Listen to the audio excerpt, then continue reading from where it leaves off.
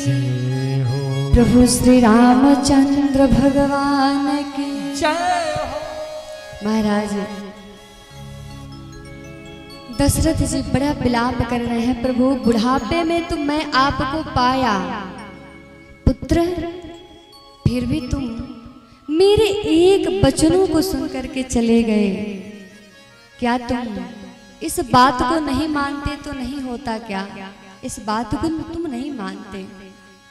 आज प्रभु श्री राम जी को 6 दिन हो गया बन गए और दशरथ जी 6 बार राम राम कहे, राम कहे, राम राम कहे, राम 6 बार राम राम कह करके अपने प्राणों को त्याग देते हैं। कितने बार? 6 बार राम राम कह करके अपने प्राणों को राम जी के विरह में त्याग देते हैं। इतना लाडले सरकार रघुनाथ जी से प्रेम था।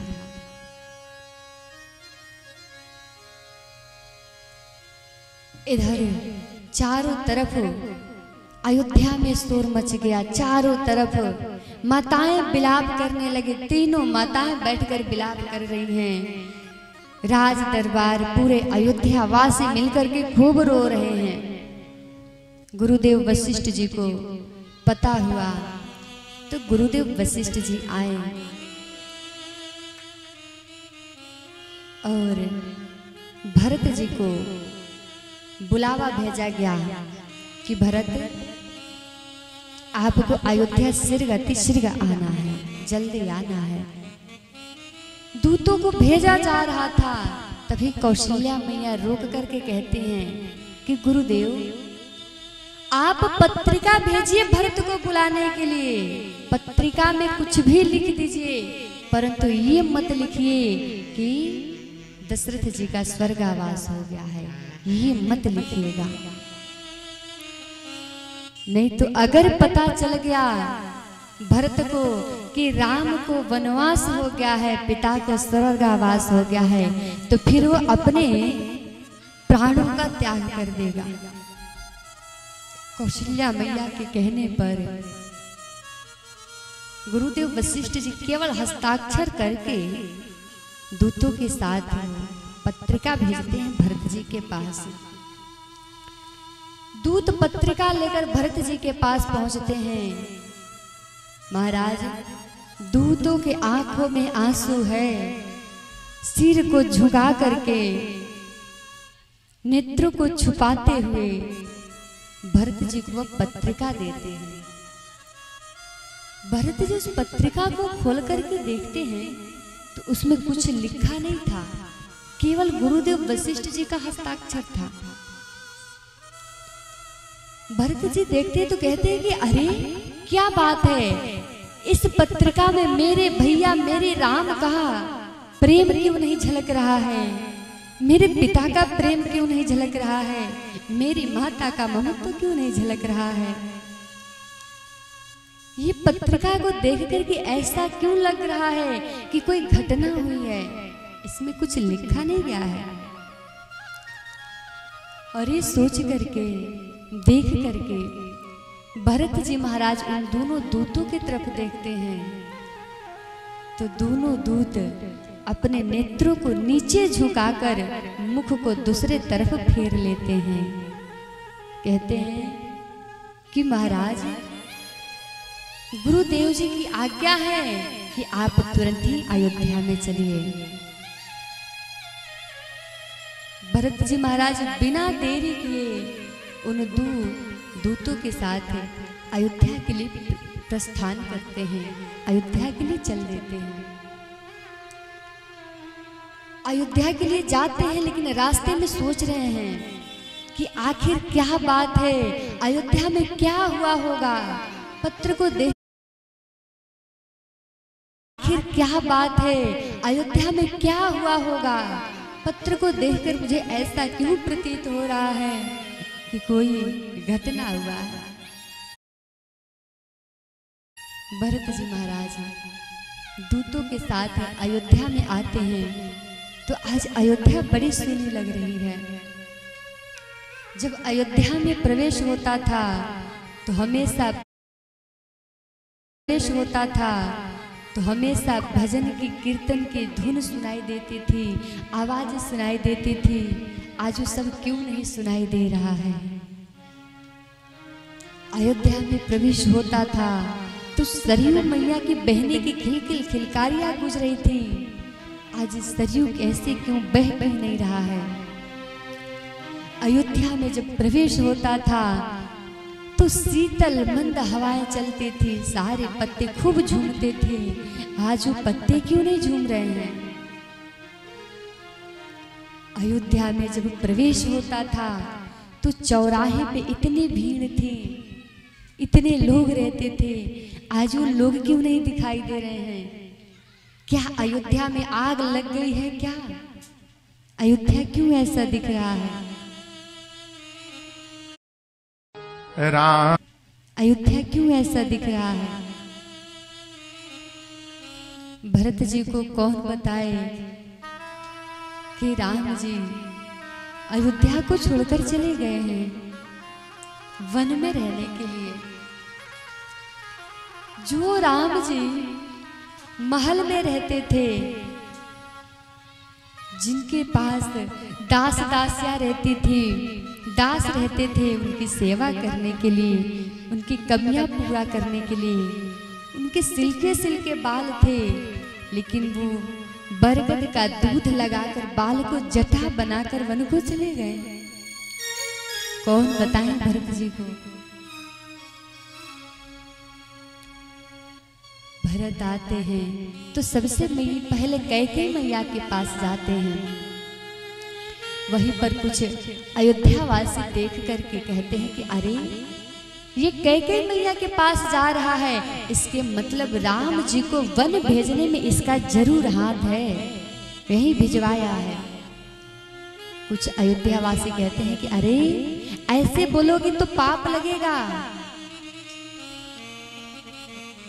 ऐसे मत बोलो। लेकिन उनको क्या कौन बताए? भरत जी ये सोचकर सबसे पहले कैकेयी मैया के भवन में गए कि जहाँ कैकेयी मैया रहती हैं, सारी रानियां वहीं पे रहती हैं, सारे भैया वहीं पे रहते हैं, राजा दशरथ जी भी वहीं पे रहते हैं। तो अगर मैं कैकेयी मैया के भवन में जाता हूँ तो सबसे मुलाकात हो जाएंगी एक ही बार में। महाराज जैसे ही भरत जी कैकेयी मैया के भवन में प्रवेश करते हैं, कैकेयी मैया लगती है आरती उतारने। भरत जी कहते हैं कि माँ क्या बात है, तू अपने भवन में अभी अकेली है? माँ कौशल्या मैया मेरी कहाँ है? सुमित्रा मैया मेरी कहाँ है? पिताजी मेरे कहाँ हैं? मेरे बड़े भैया मेरे राम कहाँ हैं? लक्ष्मण कहाँ है? शत्रुघ्न कहाँ है? कहाँ है सभी?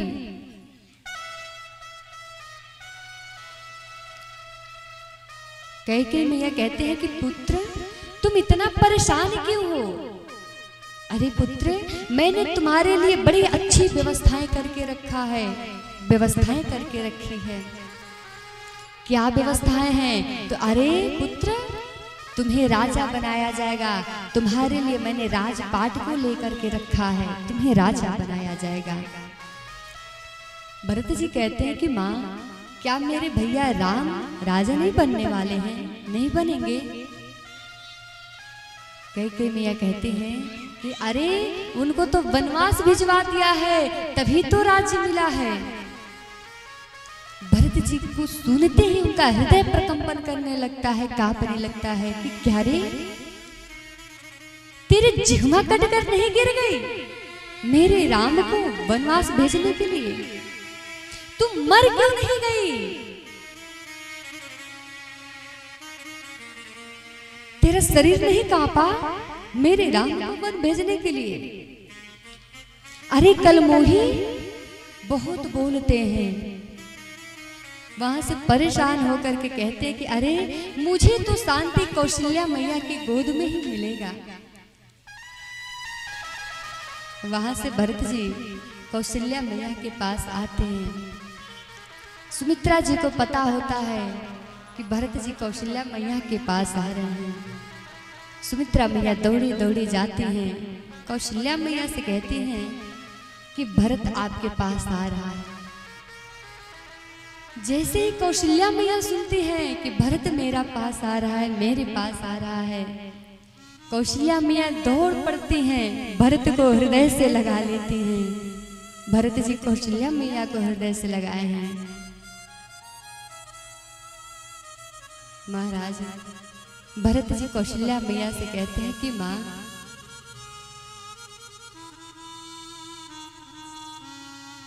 तुम राम को नहीं रोक सकती थी, मेरे भैया को नहीं रोक सकती थी वनवास जाने के लिए, क्यों जाने दिया? कौशल्या मैया कहते हैं कि पुत्र, मैं तो बहुत कोशिश करी परंतु राम ही नहीं रुका। महाराज खूब विलाप कर रहे हैं, भरत जी खूब रो रहे हैं। तभी गुरुदेव वशिष्ठ जी आते हैं और कहते हैं कि देखो, ये विलाप करने का समय नहीं है, रोने का समय नहीं है। राजा दशरथ जी अपने प्राण को छोड़ दिए हैं, उनका स्वर्गावास हो गया है। जैसे ही ये पता चलता है तो और रोने लगते हैं कि अरे मेरे पिताजी नहीं रहे, मेरे पिताजी नहीं रहे, मेरे राम जी नहीं रहे, मैं इस अयोध्या में रह करके क्या करूंगा? मेरे राम मुझे अनाथ करके चले गए, मुझे छोड़ करके चले गए। क्या मैं इस लायक भी नहीं था कि मेरे राम मुझे अपने साथ वन लेकर चले? वशिष्ठ जी भरत जी को बार बार समझाते हैं, कहते हैं कि देखो, जो होना होता है उसे कोई रोक नहीं सकता है, होने को कोई रोक नहीं सकता है। जो ठाकुर जी, जो भगवान लिखे हैं वह होकर ही रहता है। गुरुदेव वशिष्ठ जी एक दृष्टांत देते हैं, कहते हैं कि देखो, इस बात को तुम ध्यान से सुनो, आप लोग भी इस बात को, कथा को ध्यान से सुनिएगा। गुरुदेव वशिष्ठ जी कहते हैं कि एक बार इंद्र का राजसभा लगा था,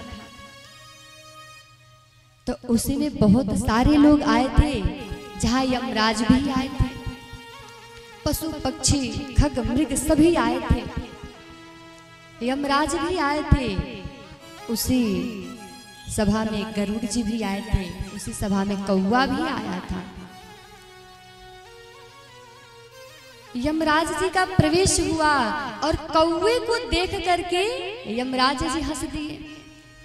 कौवा बड़ा परेशान हुआ कि क्या बात है, यह यमराज मेरे तरफ देख करके हंसे क्यों?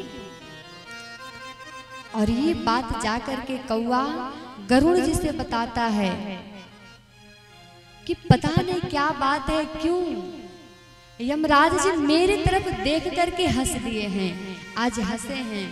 महाराज, जिसको देख करके यमराज हंस दे उसकी स्थिति क्या होती है, उसकी स्थिति क्या होती है जिसको यमराज देख करके हंस दे।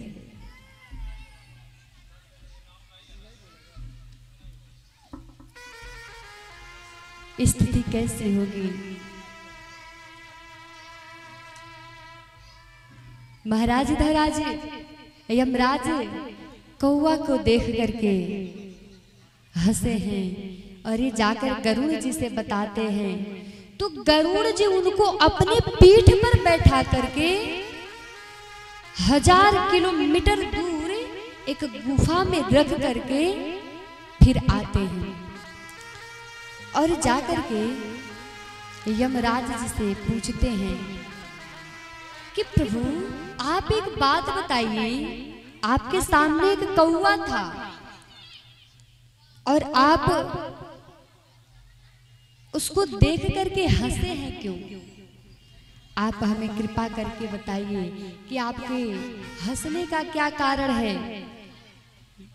यमराज कहते हैं कि मैं उस कौवे की तरफ देखा तो उसके मस्तक पर लिखा था कि यहाँ से 1000 किलोमीटर इसकी मृत्यु हो जाएगी, इसको अजगर खा जाएगा। और मैं यही देख करके हंसा कि अरे ये कुछ ही समय में इसकी मृत्यु होगी और 1000 किलोमीटर कैसे पहुंच पाएगा? 1000 किलोमीटर ये कैसे पहुंच पाएगा? जय श्री सीताराम। तो मैं इसके मस्तक पर देखा तो लिखा था कि इसकी मृत्यु 1000 किलोमीटर दूरी पे होगी। और महाराज हंसा इसलिए कि आज विधाता की लेखनी भी बदलेगी। क्यों बदलेगी?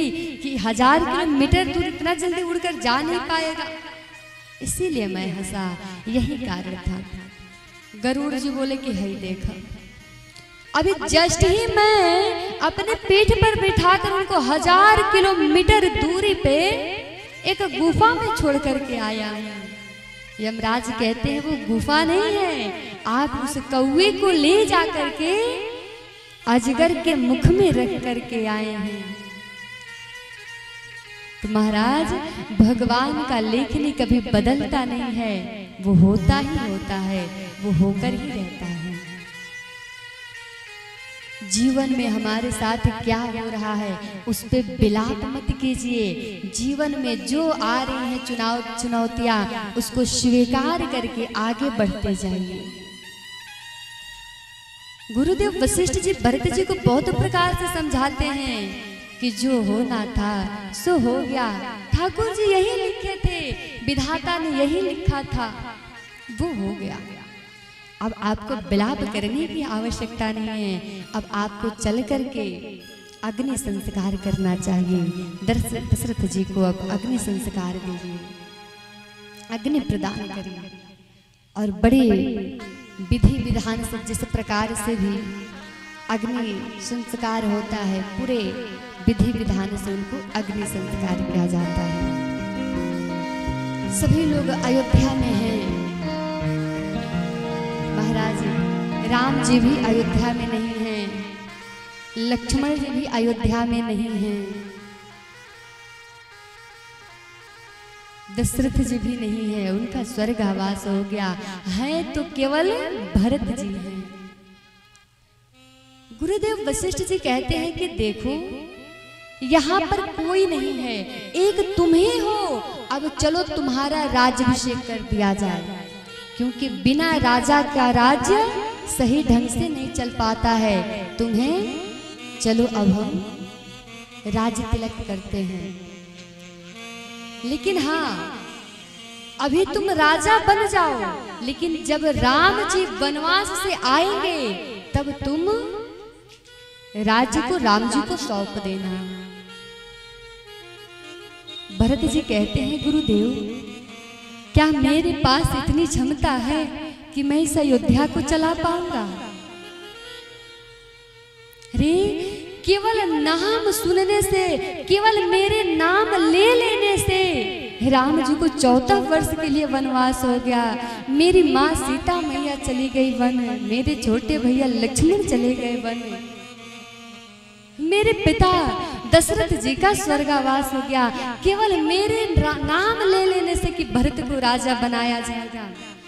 गुरुदेव अगर मैं राजा बन जाऊंगा तो फिर पता नहीं क्या क्या विपत्ति आएगी, मैं राजा नहीं बनूंगा। बार बार मना करते हैं, मैं राजा नहीं बनूंगा। गुरुदेव वशिष्ठ जी बार बार कहते हैं कि जब राम जी आएंगे तो तुम राज्य को उनको सौंप देना, अभी तो आपको राजा बनना ही पड़ेगा। तब भरत जी कहते हैं कि गुरुदेव मैं चाहता हूं कि सबसे पहले मैं राम से मिलूं, अपने भैया से मिलूं, अपने भैया राम का दर्शन करूं। उनसे मिलने के बाद ही जो भी करना होगा आपको कहना होगा, मैं करने को तैयार हूं। पहले तो मुझे राम जी का दर्शन करना है। जब तक उनको देख नहीं लेता हूं, उनका दर्शन नहीं कर लेता हूं, मुझे विश्राम मिलने वाला नहीं है। और महाराज जैसे ही जब गुरुदेव वशिष्ठ जी सुनते हैं कि राम जी का दर्शन करना है, जाना है, बड़े प्रसन्न होते हैं और कहते हैं कि अरे ये तो बहुत अच्छी उपाय है, अच्छी बात है कि हम राम जी का दर्शन करेंगे, चलो।